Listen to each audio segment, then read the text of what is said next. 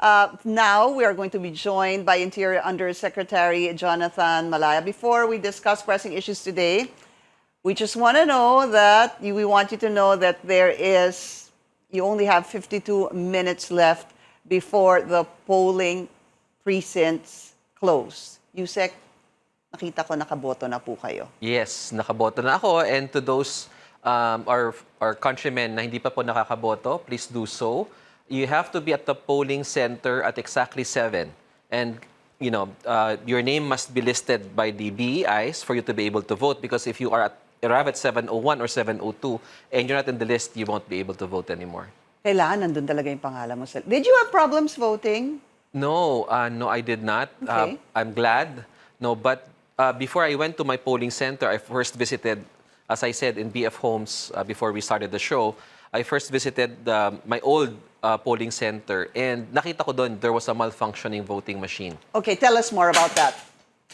It was, yeah. Ang problema kasi when a voting counting machine malfunctions, it starts a domino effect, no? Kasi nung umaga, I saw really a lot of people. I think it will be higher than the last election. The interest here is very high. A lot of people want to vote. So, siguro kalahating kilometro yung pilang nakita ko kanina. Saan to? Inside BF Homes, also, the polling center, yes. So, nasa kalsada yung mga tao, ang haba-haba ng pila. But when I got to my polling center, it wasn't as long as the one across PCJ. Bakit ganun? Siguro kasi maiinggit yung iba dito, haba-haba ng linya, dito halos wala. Well, based on my experience kanina, when I went inside the polling place itself, yung sa loob ng school, maayos na siya. No? Pag nandun ka na, nag-aantay ka na, and then the voting machine is functioning perfectly, wala nang problema. But it's really the crowd outside. I think parang dumagsa talaga yung mga tao. They really want to vote. And because of our clustered precinct system, where only one counting machine caters to several precincts, talagang dagsaan talaga yung Kasi mga tao. clustered nga, kaya nga tinatawag na clustered, ipinagsama-sama sa isang vote counting machine. We have about 106,000 clustered precincts with about 106,000 VCMs as well. Yes. And sabi ng Comelec, there were supposed to be 2,000 extra VCMs. Just also for everybody's siguro information, itong mga problema ng problems on the jamming or on the VCMs in general, this is really the responsibility of the Comelec, no? Hindi po ito DILG. Pero Yes. pwedeng magsumbong sa inyo. Well, even if magsumbong sa amin, baka di na namin ma-actionan because this is something that is under the jurisdiction of the Comelec, and for the purposes of running the elections and running the vote counting machines, it's the Department of Education who is the deputized agents of the Comelec. Kami naman, we're mostly focused on the security preparations and to ensure that there are election-related violence is addressed and other support needed by the Comelec. So let's talk about that. Yeah. Ito pong mga security preparations. There was a press briefing a while ago, Comelec together with the AFP and PNP, and before we went on break, sabi ko, we have you to talk about this. Tell us, let's start first with, is there anything near in Luzon? Mag-umpisa muna tayo sa Luzon. Yes, meron tayong 2 incidents in Nueva Ecija. This is the most that we have right now, no? So tama sila Comelec kanina when they said that this was generally a peaceful election. But you know, sabi ko nga kanina that I told you, there's still the canvassing part. And sa canvassing, it starts at 7 o'clock, no? And baka mamaya may mga lugar na mawalan ng kuryente. See? You know. Yeah, So, that's part 2. yeah. Just to be very frank about it. That's right. First is botohan. Botohan. Pangalawa, bilangan. Yes. Okay. Pero yung bilangan kasi natin ngayon, hindi gaya nung dati na manual. So, pag pinasok mo yung balota, binilang na yon. So, all that the BIs need to do, the electoral boards need to do, is to total it, no? Press a certain button which will total it and then transmit it. So To the Comelec to server. the Comelec server. So really the challenge now is to get that transmitted. The challenge is kailangan natin itawid, kumbaga. Itawid natin ito until ma-canvass, ma-transmit and then ma-proklama yung mga nanalo. So there's still a few days that we have to fix our attention to make sure that everything falls into the right places. You were talking about Nueva Ecija. Yes. We have two incidents there. The first one was in San Antonio, Nueva Ecija, where we arrested 7 people and confiscated 8 assorted firearms. No, there was a convoy of a certain mayor there, no, which figured in an incident. So we had to make some arrests. The other one is the more recent one. It's a General Tino in Nueva Ecija, where 23 individuals were arrested, and there was a election-related violence where 5 individuals were wounded, and firearms were also confiscated no? by the Philippine National Yun yung Police. tinatanong kanina during the press briefing. Tinatanong, ano ba ang PAG, yung private armed groups? Yes. What constitutes a PAG, yung private armed group? Well, Paano ho ba pag private armed group na yun? Well, the president has made several statements about this. No, he defined a private armed group following the Alunan Doctrine. The president said that politicians are entitled to only 2 bodyguards, armed bodyguards, and anything in excess of 2 is already a private armed group. So we're following that principle. In this case, very clear, this is a private armed group because it exceeds the Alunan Doctrine of 2 armed individuals per politician. Okay, that's in Luzon. Anything in Visayas? Kasi medyo marami-rami ho ata yung Mindanao. Yes. Surprisingly, I have nothing right now. No, this is the serious incidents. No, we have no reports in the Visayas. And isang pala, Pinky, before I forget, we practically have no failure of election anywhere in the country today. No failure of election because in Cotabato, where there was a threat against the teachers and the teachers refused to render election service, the PNP took over. There's a law which was passed several years back which made election service voluntary, and in that same law, it authorized the PNP as the agency of last resort.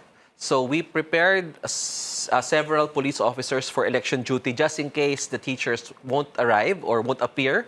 And buti na lang, we had 525 police officers who served in Cotabato City as Special Board of Election Inspectors. So the elections are proceeding in Cotabato. There was a delay in Tubunan kanina, but it was not because of election-related violence. It was because of a new precinct which was created. But practically no failure of election in any polling precinct in the country. Okay, that's good to hear. Yes. Just for context, yung sa Cotabato, yan ho ba yung mga guro na ilang beses napalitan? I'm not entirely sure, Pinky, no? Okay. I don't have the data right now, but I was just told before I came to your show, now we had 175 precincts which are manned right now by police officers from the PNP in Cotabato City. And then let's go to, well, there was a question, I hope we can bring that back rather on our teleprompter, yung pong sa Maguindanao. There Yes. was a problem Buluan. there. Yeah, yung... Go ahead, sir. Yes, we have a report about an incident in Buluan, Maguindanao. This was yesterday, no? And the area has already been secured. The PNP is in control of the situation, and the elections are proceeding as planned. So, okay na yon, that area. And in almost all the areas where there were election-related violence, may report lang, pasok yung ating kapulisan, secure the area, and the elections are proceeding as planned. Meron lang isa, Pinky, yung sa Lanao del Sur, Okay. where some VCMs were destroyed. No, we're still awaiting the report from the Police Regional Office BARM about this. No, before I came to the show, Lanao del Sur yan. yes, Lanao Okay. del Sur in Barangay Magunaya, Binidayan, Lanao del Sur. Okay. And I think some of our netizens were the ones that shared this. It became viral. I think I saw that, but we were still trying to verify that. I saw that on Twitter as well. Yes. So, hindi pa resolved yung problema doon? We also forwarded this to the Directorate for Operations in Lanao del Sur to verify if this is indeed an incident. We don't have feedback yet from BARM. Yung what the AFP spokesperson a while ago was saying, si Colonel Demi Zagala, there were a number of incidents in Mindanao, grenade throwing, etc. Meron pong incident dun din po sa Maguindanao last night. There were explosions in Datu Unsay and Sharif Agwak. Yes. Yes, but fortunately, there were no casualties reported. So, alam niyo naman sa BARM, di ba? These things are part and parcel of the way they do things there.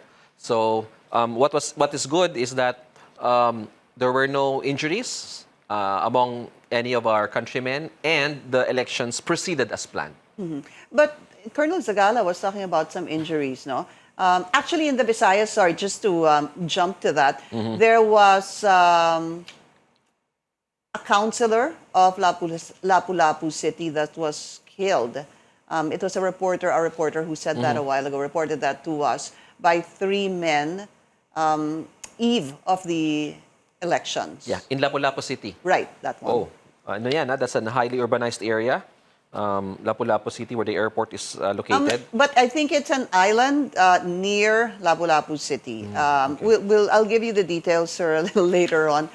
It was our stringer who reported that a while ago. So, your assessment so far, again, I know what you're saying. This is just the, one half of the elections. So far, generally peaceful because the reports are coming out that there are about more or less 2,000 problems with VCMs. But if you really look at the totality of that, according to the Comelec, 106,000 VCMs, Yes. it's a small percentage. But That's right. abala pa rin po.